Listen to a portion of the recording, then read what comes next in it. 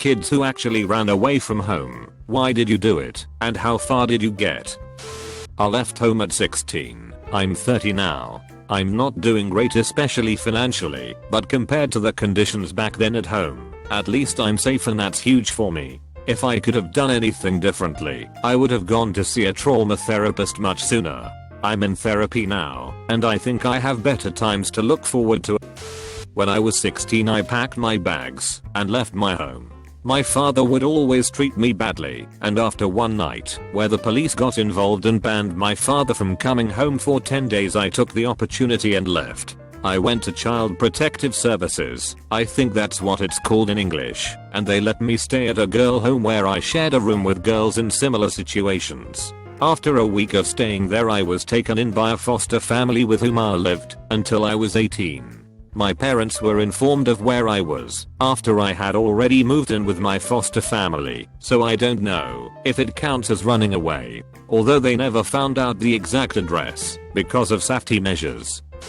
I'm from Ohio, and one day in late August at age 15 I got in my car, which I bought with money saved from a part-time job at a grocery store. No license, no more than $100, and nowhere to go. I just left. I wasn't currently abused, and I have a mom and stepdad I love dearly, but they didn't understand me. I did, however, have a horrible relationship with my father from age 7 to 9 when I got my first period, and I was never normal after that, but that's a different story. The day I left, I got in a small argument with my stepdad, and when I left I told him I was never coming back. Anyway, I drove about an hour from my home and 30 minutes from my school and ended up in a park.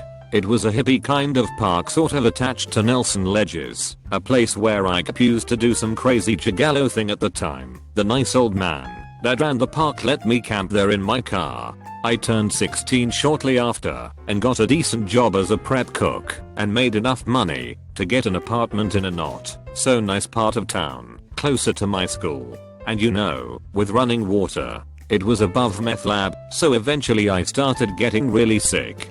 I would spend most my day at school in the nurse's office. Eventually, after talking with the school nurse, a very understanding younger lady, she agreed to help me get things in order. She helped me get as emancipated as you can in Ohio, helped me get on a school food program, and would listen to me when I become very overwhelmed. Eventually it was winter, and I left the meth lab apartment, sleeping in my car once again. I was dumb and got a dog while I had a place of my own. But she was the most perfect dog ever, and we become roommates in my car. As an adult, I now know you shouldn't just leave your 1996 Chevy Cavalier just running all the time. Apparently you'll die, and so will the car. So a full winter of sleeping in Walmart parking lots and parked on the side of the road with just my dog and a bunch of blankets gave me enough time to get my money in order to live at a better shitty apartment. It was hard being under 18 with a dog and no current residence to rent an apartment. I moved maybe 9 times before I was 18. I don't ever regret leaving. I know I put myself in some bad situations considering I was a girl, alone, and vulnerable most of the time. I called my mom about once a week after the initial first 2 weeks, and now we have a great relationship. I think me leaving let my mom and stepdad live the lives they wanted. I always got in the way, and I got to live the life I wanted. I'm now 24, still have my first dog and 3 rescues. I have a good job, own my own house, so I'll never have to live in my car again. I'm currently on break at work on my mobile, so sorry about everything being unorganized and written poorly. I ran away a few times, but the last time was when I turned 17. Crashed here and there, some friends, family, and a few nights on the street. Stuff went downhill quickly, but after my father committed suicide, I used all those emotions and energy to pull myself up. Started small with a job here and there, until I could rent my own place. Shortly after it went downhill again for a bit, but not too long, after I got a lucky break, and fell into a job I loved off a drunken friend of my nephew went out drinking. I'm 35 now, and life still goes up and down, but I've never reached the lows I was at when I was pre-20. Still feel like it's the best decision of my life though. Got in a fight with my mom over college applications. I messed up and didn't send some stuff in time for early action. and she got really upset because it looked like I didn't care about my future. Things got heated and a bit physical, so I walked out the front door without shoes. It was probably late October or early November, and it was a cold and miserable night. Made it 5 miles before my dad, who was out of town, ended up calling me. Apparently my mom called him in a panic about what happened. I told him what happened and where I was, and eventually my mom came by to pick me up. Asphalt doesn't feel that great on bare feet. Who would have thought? Not me, but my dad's husband abandoned his family and lived on the streets of Bangkok when he was 14. I don't know the full extent of it because he doesn't talk about it, but his extended family had issues with him because his mother was Chinese and the rest of the family was Thai. They were morally opposed to that, so they forced him away from his own parents to live with his father's mother, whom he hated. He was put on the bus to move to his grandmother's, but jumped off somewhere in the middle and hoped for the best. After surviving homeless for a few years, he managed to get a restaurant job through a friend of his. He got an apartment and a motorcycle and life was pretty sweet. In his late 30s he decided to move to the US to join a few of his friends who had moved here and were doing well for themselves also in the restaurant industry. Not long after moving here he met my father, who was dating a friend of his at the time. They pretty much immediately hit it off, and after my dad broke up with the other guy, thank God, they got together and moved in with each other. Just a couple of years ago, they got married. My dad makes enough for the both of them, so he's free to live a very liberated life. At some point, sorry, I don't know the specifics, he reconnected with his family. It was really his grandfather who drove the wedge between everyone, and once he passed, the enmity did as well. He's an awesome guy, and I'm really happy to have him be a part of my family. I don't think he has a cruel bone in his body, and I've never seen my dad so at peace.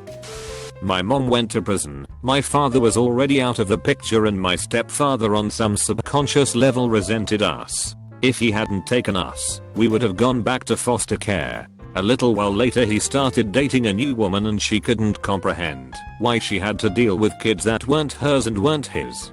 She was terrible to us, and I left before there was another chance to have another parent figure abandon me.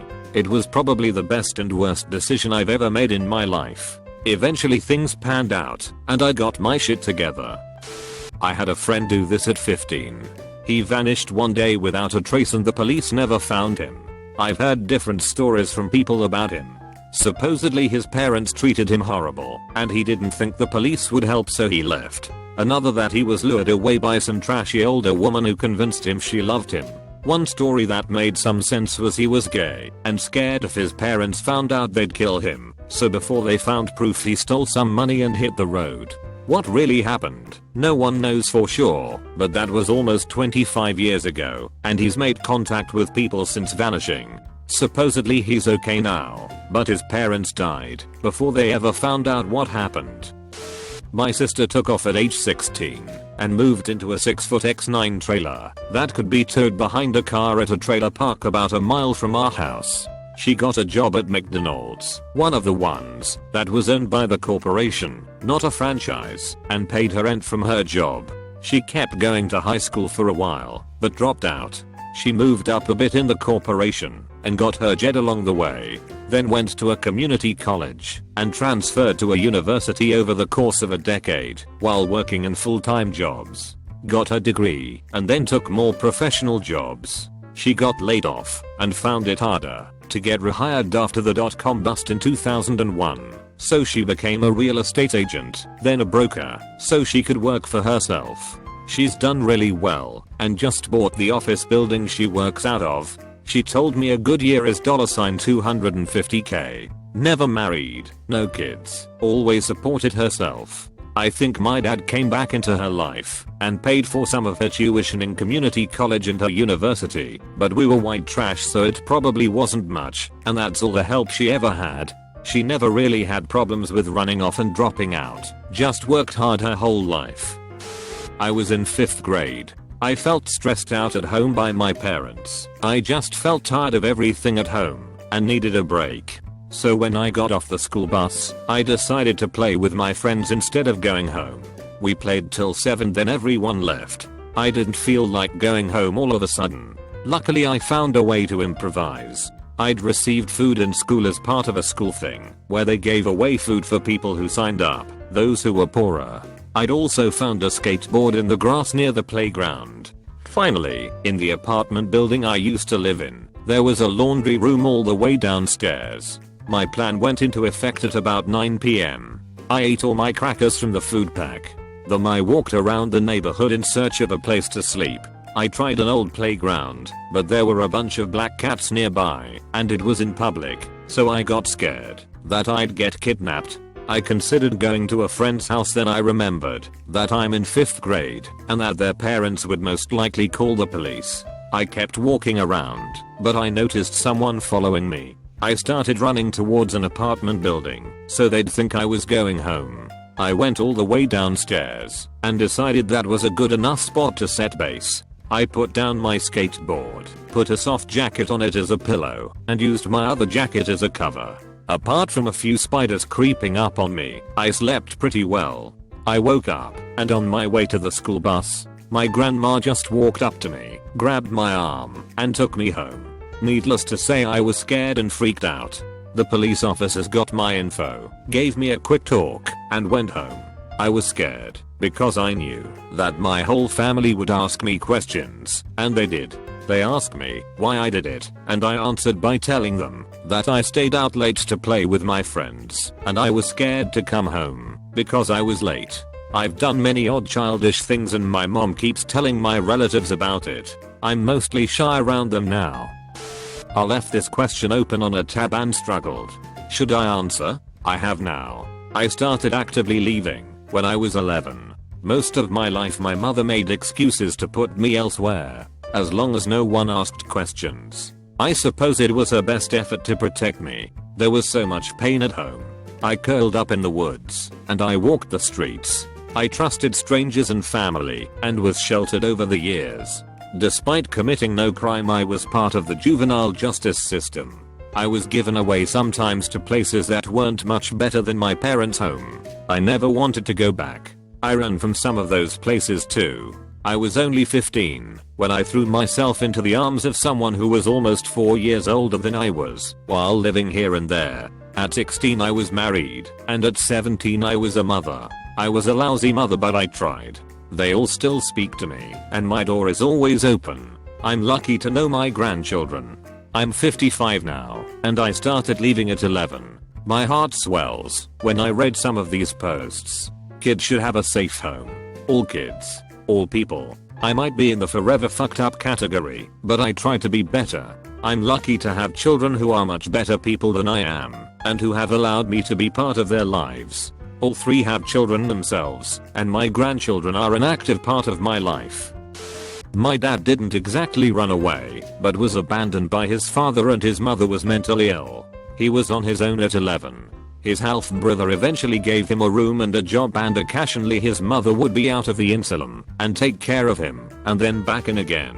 His mother's family would give him dinners once a week, Sunday, and he got through high school, then college, and met my mom. Married her, continued through university and having kids, went into the army, drafted or just before being drafted, go PhD, etc. His mother's family expected him to end up in jail, so pretty much abandoned him until he made it to high school.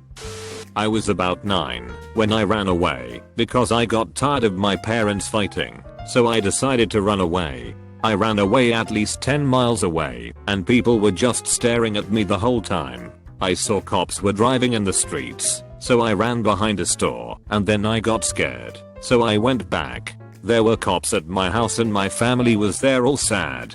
I'm just gonna say that I wanted to kill myself so many times when I was about 7 to 10.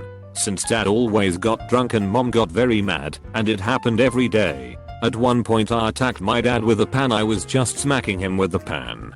After that my parents still fought for years. Until I was 13 the problem got resolved. There were so many fights from the day I was born. I say 4 fights every week, and it sucks coming from school parties wondering if today my parents are gonna fight. I left at 16 from a mix of stepmom abuse and being trans and afraid to come out in the 90s. I had been working since 15 and had already bought my own Vita car, so I just stopped coming home, ever. I still went to school and work, and my stepmom called the police. The officer told her that they could drag me back, but if I was working and going to school now, he didn't think the situation would get better forcing me back, and with a car in my name they couldn't legally take it from me, or something like that. It's been 20 plus years. Shout out to that cop. My dad convinced my stepmom the cop was right, and they left me alone to finish high school and move away. I was 10 years old, got super pissed that my mom would not let me spend the night at my friend's house because it was a school night. I told her I hate you, I'm running away. I packed my shit. I took socks, Gamma Boy, and some other important toys. I left the house and got to the end of the street and sat on the corner crying. A strange car stopped at the stop sign I was sitting by. Inside there was a middle-aged woman. She looked at me, saw that I was crying, and told me to go home. So I did. Gave my mom a hug when I got back.